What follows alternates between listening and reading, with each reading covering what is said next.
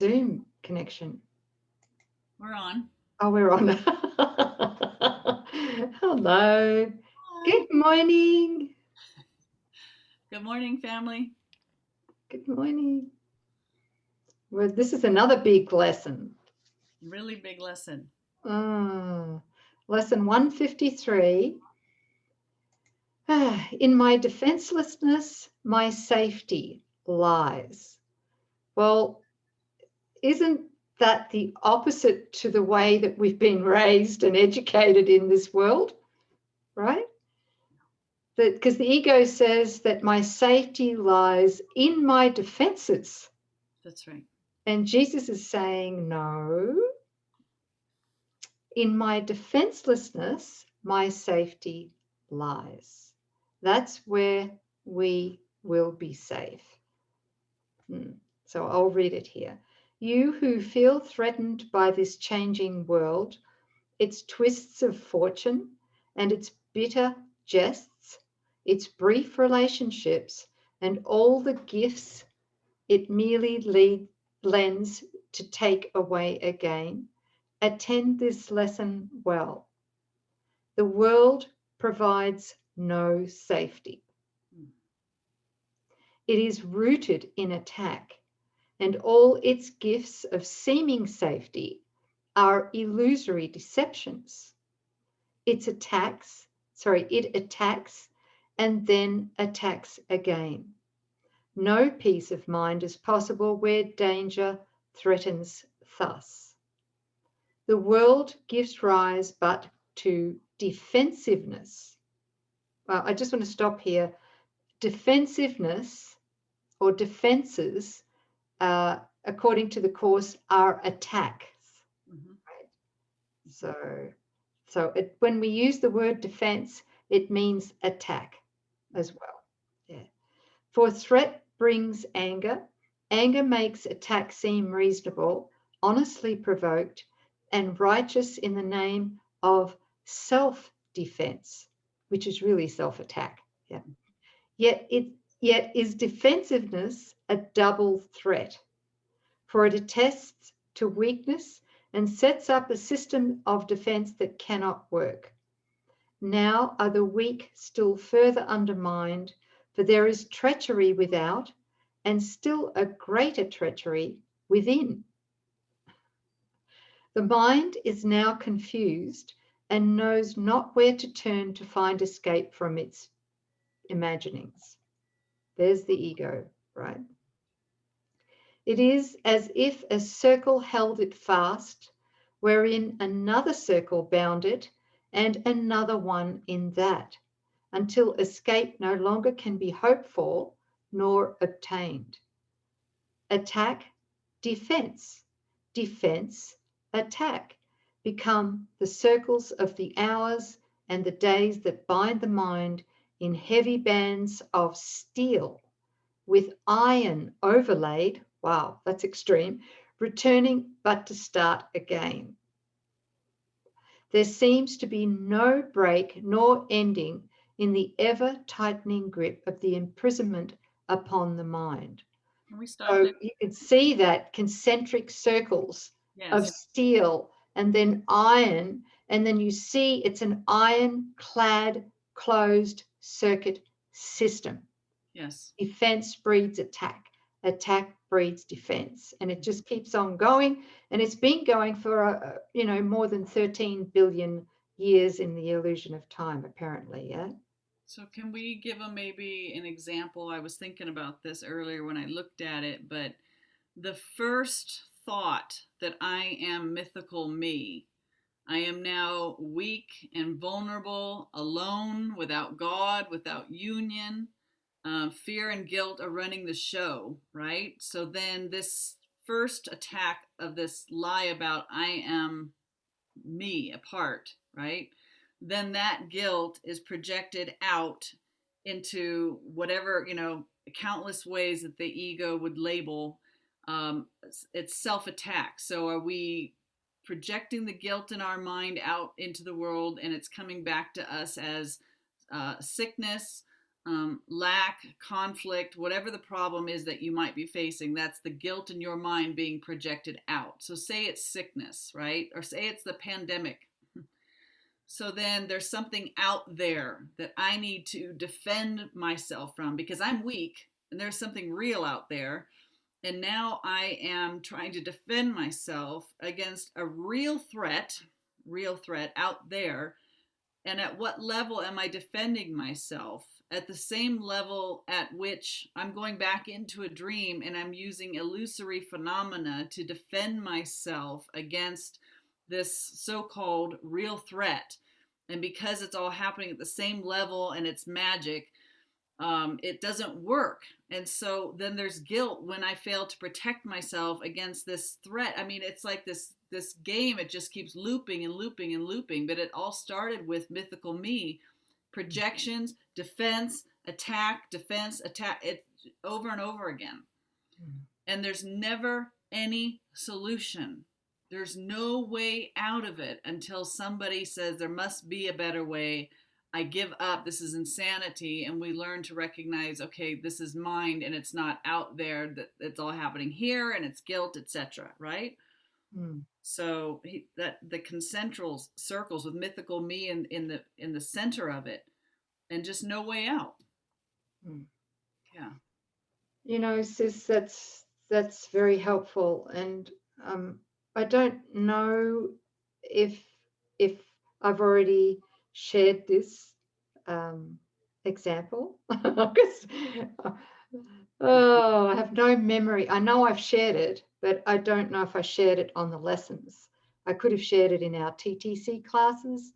I could have shared it in our Holy Relationship Journey class. I'm not sure. But sure I guess what comes up when I read this lesson, in my defenselessness, my safety lies. I used that lesson to basically help myself come back from what felt like death. And you were there at the time, actually.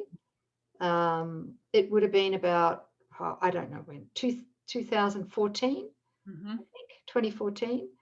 And my daughter was suffering from severe anorexia nervosa. So, and she would not go to a doctor, and was getting close to having to be hospitalized, right? You remember that. Yeah. And there was I was doing well until the point where finally we convinced her that she had to go see a doctor. And so she went. She didn't want me to go with her. And later that afternoon, after her appointment, her doctor called me. Yeah. Do you remember that? Yeah. Her doctor called me in tears and tried to, I mean, poor darling, she was in terror herself, but she was, from where she was at, she was trying to get me to meet her at that fear level, 100% fear. Yeah. And so, and I wasn't meeting her there because already I was using this lesson in my defenselessness, my safety lies. And I knew I had to stay vertical while she was losing it on the phone. Right. So the ego decided to turn up the heat to tell me that in her opinion, that my daughter was very close to death, and that her organs would fail because her BMI, I didn't even know what BMI was back then, body mass index, was at 12, which of course is close to death. Yeah. Just to let you know, this is the ego. And she was trying to tell me, and I know it sounds so bloody dramatic, but this is how the ego gets us. She told me that once the BMI reaches 15, that is automatic hospital admittance. Right? But see, the thing was, we were trying to get her to a rehab at the time, and the rehab wouldn't take anybody under 15. So she was already under 15 because of the risk factor of all major organ failure. All of this chaos, do something. You've got to defend. You've got to take her by force. You've got to, right? And in my defenselessness, my safety lies, I knew to join with Jesus and Holy Spirit and to invoke the miracle. I was not going to go in that blind fear. I was going to join her in the truth, join both the doctor and my daughter in the truth. And I am convinced that the miracle occurred because of that, refusing to go down that rabbit hole. And I know it's a long-winded story and it's an extreme example, but she got better. Yeah. She didn't get better from medical intervention. And I'm not saying medical intervention's bad. I'm just saying that in this case, I joined with Holy Spirit and Jesus, and I wanted the miracle. Yeah. And we got the miracle. Right. But it took such vigilance. You remember, you joined me. I do. I'm thinking about those who are listening, still trying to figure it out in their mind. It's if she had gone down the rabbit hole and colluded with the doctors and agreed and had it hospitalized, she may have gotten better, but the cause would not have actually been healed. When we agree with somebody's problem, we're actually attacking because we're going into the story and we're adding another witness to the gap where nothing's going on. But what Sis wanted to do was to close this, right? To have this experience of seeing Ricky, seeing her daughter as living and moving and having her being in God. And this heals the cause, that there's no separation, that there's no guilt, that guilt can't be projected out into bodily attack. So actually, it was the most loving thing to do. While this doctor was using her best sense of what was right under the circumstances, she was full of fear and wanting to perpetuate this story about her daughter. So actually taking that stand with Holy Spirit and joining and declaring that we all have our life here in God is the correction, is the light, and is the highest sense of loving response. It's where our sis could be at that point. Yeah. And thank you, Sis. That's so helpful. And the fact that I joined with you in your right mind outside of the gap, closed the gap, and with Daniel at the time. So I had two huge miracle buddy bookends that were just closing the gap with me to bring in the miracle. And that is what really did it. That's what healed her. So the cause was healed with her, never to return again. Never, never. And that's why the safety lies in the defenselessness, taking defenses and maneuvering and maneuvering in the gap, right? It perpetuates that the dream is real, that the gap is real, and what's going on in the gap is real. But this defenselessness of just going straight to God and starting again with, truth is true, nothing else is true, is actually healing the underlying cause. That he said, you've got one problem, one solution. So let's join in knowing that the separation has not occurred. That's true healing. That's right. And the quantum effects of that, Sis, right, are beyond our imagination. I have no idea how many people were healed in that. It wasn't just for me, for you, for Ricky, for Daniel. It was for, I'm sure it was for thousands of others who were ready to receive that same miracle. That's it. It has to be, because there's just one mind. Yeah. So when the mind becomes healed, anybody that's open and receptive receives the blessing also. Thank you. So we get back to the reading. Bit of a detour there, but I just thought it might be helpful as an example. It's good. People have to understand, what does it mean? And why is my defenselessness, which the ego says that you're open season, you're soft belly up, and you can be attacked by anything. Why is that really choosing your safety?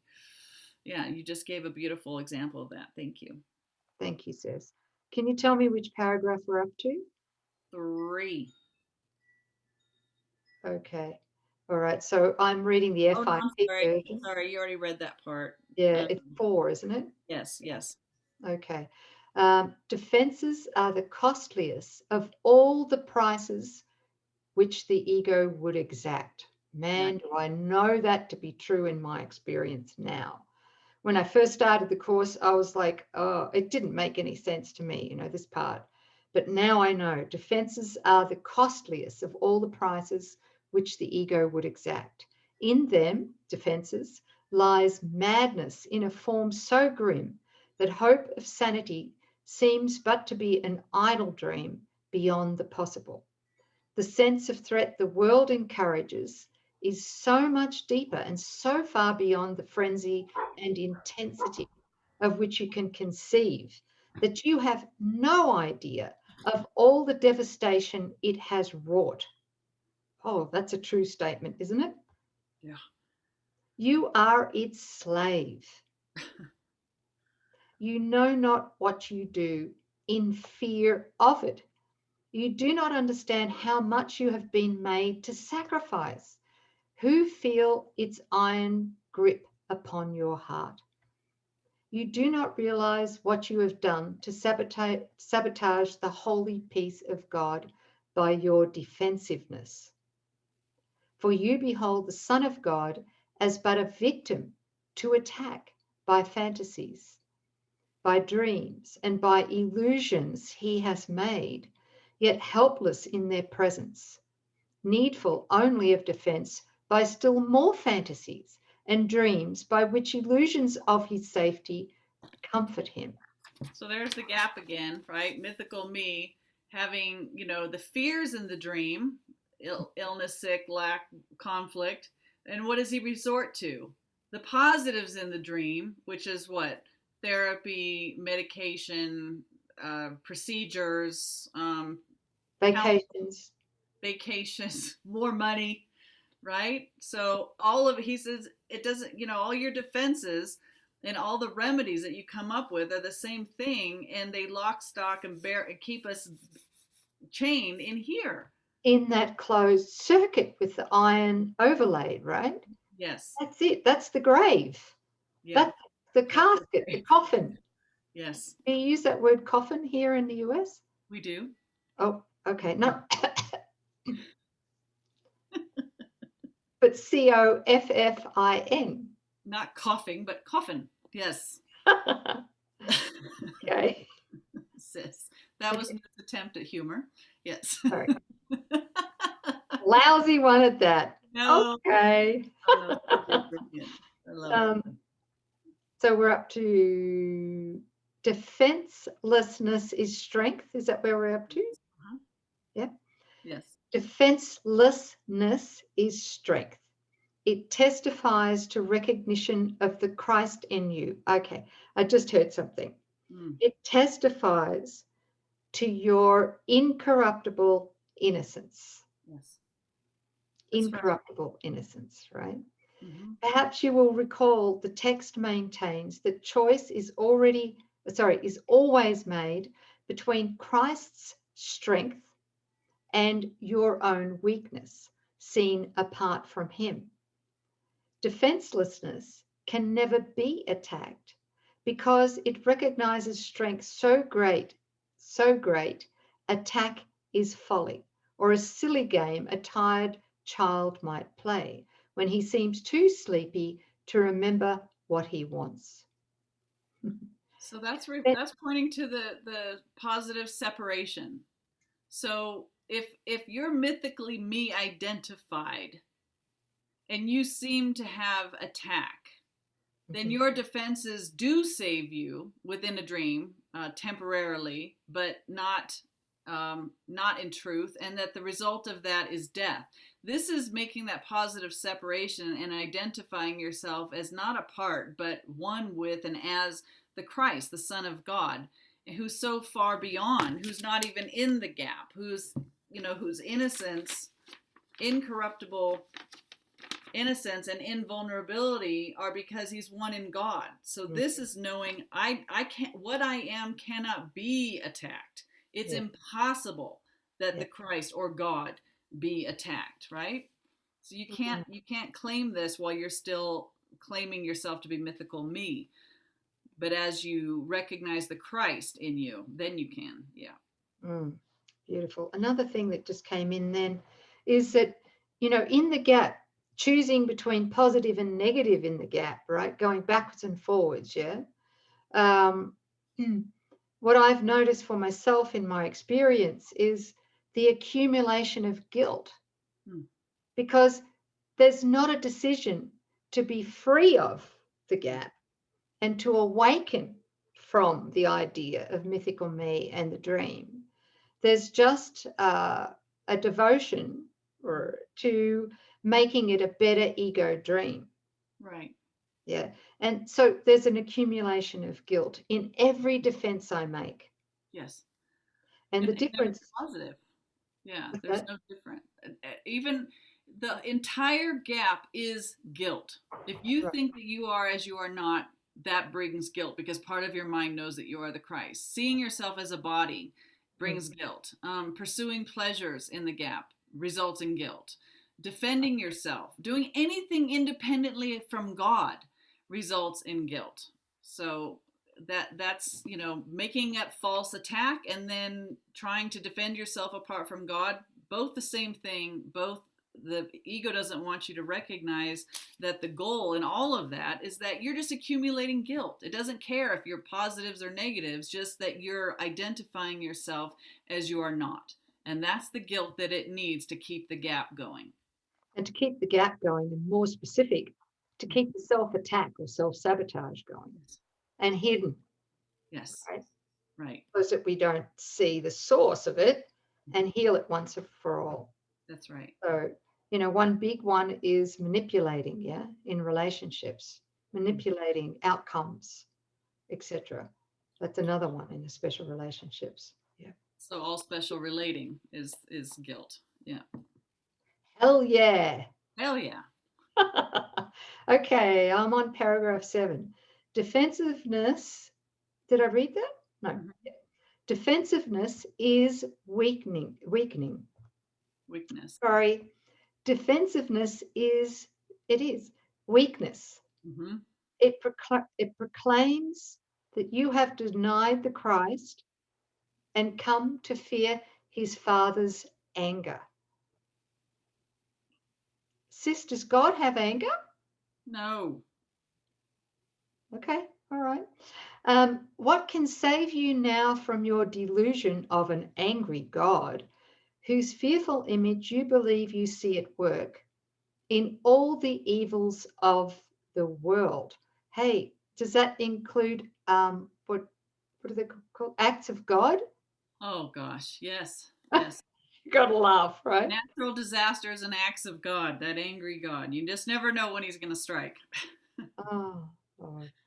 What but illusions could defend you now, when it is but illusions that you fight? There you go. Wow, how crazy. We will not play such childish games today, for our true purpose is to save the world, and we would not exchange for foolishness the endless joy our function offers us.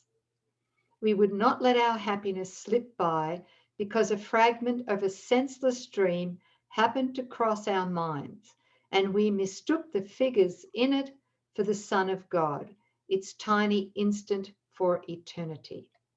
We look past dreams today and recognize that we need no defense because we are created unassailable. That means invincible, right? Mm-hmm. Without all thought or wish or dream in which attack has no meaning. Now we cannot fear, for we have left all fearful thoughts behind. And in defenselessness, we stand secure, serenely certain of our safety now, sure of salvation, sure we will fulfill our chosen purpose as our ministry extends its holy blessing through the world. Whew, Big, isn't it? I love that. We just don't believe that it's possible, but when we truly do surrender and accept the truth about us and let God be God, you do find, again, Sis and I've talked about being in the flow, where obstacles are removed, what you need comes to you effortlessly. You don't have threats, or you're not seeing fearful images around you. This is the natural part of waking up to what you are, and in that knowledge of what I am, it's impossible that what I am can be attacked, because I and the Father are one. Illusions cannot threaten the truth. There's such a deep peace in that Oh. instant we accept it. Mm-hmm. That is God's will in that moment. That is the peace of God. Mm-hmm. It's in that peace of God, when we accept that, that is when we're joined as the will of God. Right. Yeah. Thank you for healing me. Sure. Thank you. Okay. Be still a moment. Ah, beautiful. I felt that. Be still a moment and in silence think how holy is your purpose, how secure you rest, untouchable within its light. God's ministers, that's you, have chosen that the truth be with them. Who is holier than they, than you? Who could be surer that his happiness is fully guaranteed? And who could be more mightily protected? So true. What defense could possibly be needed by the ones who are among the chosen ones of God by his election and their own as well? It is the function of God's ministers to help their brothers choose as they have done. God has elected all, but few have come to realize his will is but their own. I mean, what he's talking about here is the joy of fulfilling our most joyful purpose here, our mission, yeah, to be the light of the world, to actually be it. We have to accept it first before we can be it. Okay.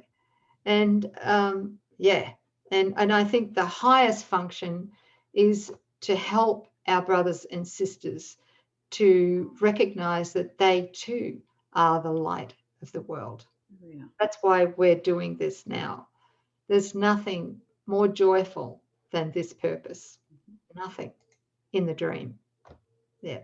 Not winning $5 or $10 million, not terrific vacations, not good sex, none of it. It all pales in comparison with being able to join with you guys like this. True. Really. Yeah. It's just everything. Everything. Okay, I'll keep reading.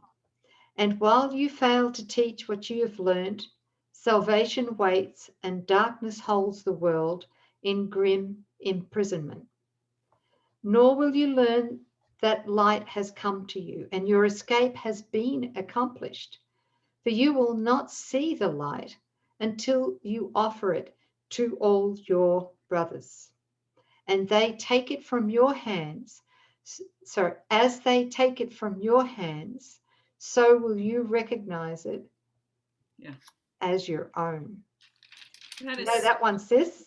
oh gosh, yeah. I'm really, and this understanding that going back, the power of decision is my own, right?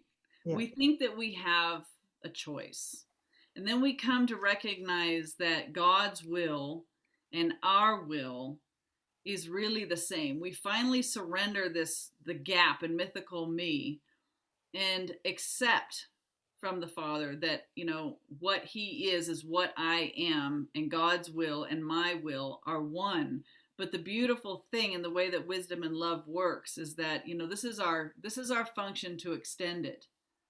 And I can receive truth from God, but I don't get to keep it until I extend it to you. So because you're you and you're here now, I get to give and extend what I've been revealed by the Holy Spirit, but I can't claim it until we share it. And that's the gratitude that Sis and I feel when we come here. We know the power and the healing and the quantum rippling effect of what's happening as this dynamic is going on. Yeah. Yeah. Just immense gratitude welling up. Yeah. So beautiful to do this. Yeah. You know, guys, we love you very much with his love, which is our love. So beautiful. Thank you, Sis, for joining me to do this. I never would have done this on my own. Thank you. You're welcome. Thank you. Yeah. There's nothing more important than this. I know this is why I'm here, to come support these deeper teachings out of the Course. And thank you for bringing us those deeper teachings to really get all the layers out of everything that he's showing us, as he really wants us to get this. He needs us to be his voice and his arms and hands and his activity. Yep. No more separation. Yeah, beautiful. Thank you, Sis. He needs us to extend this. That's it. You know, that's why forgiveness is so powerful. Okay. Paragraph 12 in the FIP version. Salvation can be thought of as a game that happy children play. It was designed by one who loves his children and who would replace their fearful toys with joyful games, which teach them that the game of fear is gone. His game instructs in happiness because there is no loser. Yeah. Everyone who plays must win. And in his winning is the gain to everyone insured. That's it. Well said.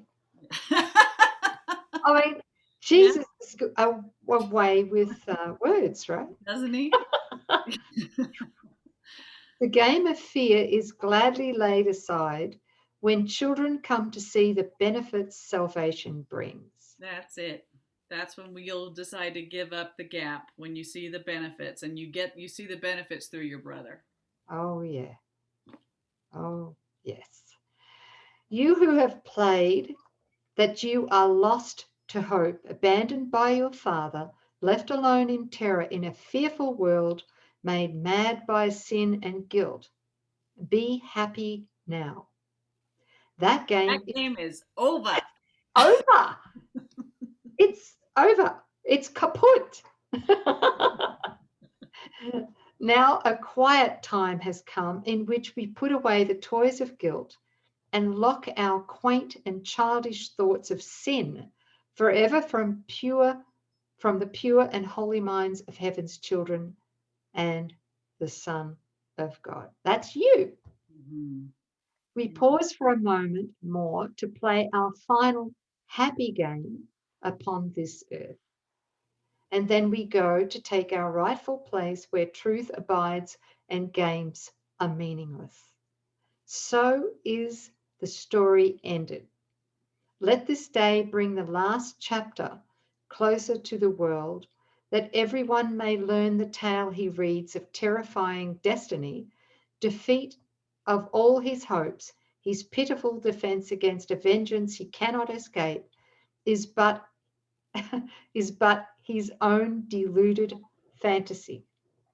God's ministers, that's you, that's us together, God's ministers have come to waken him from the dark dreams this story has evoked in his confused, bewildered memory of this distorted tale.